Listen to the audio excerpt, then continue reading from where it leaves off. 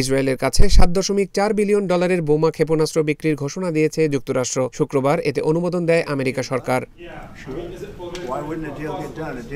মার্কিন প্রতিরক্ষা নিরাপত্তা সহযোগিতা সংস্থা DSCA জানায়, পররাষ্ট্র মন্ত্রণালয় $6.75 বিলিয়ন বোমা, গাইডেন্স কিট এবং ফিউজ বিক্রির অনুমোদন দিয়েছে।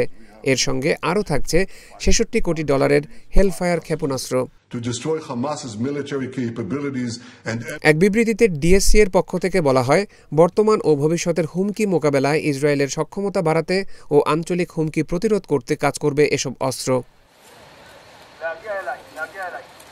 2023 সালের 7 অক্টোবর ইসরায়েলে নজিরবিহীন হামলা চালায় হামাস। এরপর থেকে গাজা উপত্যকায় নির্বিচার বিমান ও স্থল হামলা চালিয়েছে ইসরায়েল। সেই সঙ্গে ভূখণ্ডটির হাসপাতাল, স্কুল, শরণার্থী শিবির, মসজিদ, গির্জা সহ হাজার হাজার ভবন ক্ষতিগ্রস্ত বা ধ্বংস হয়ে গেছে।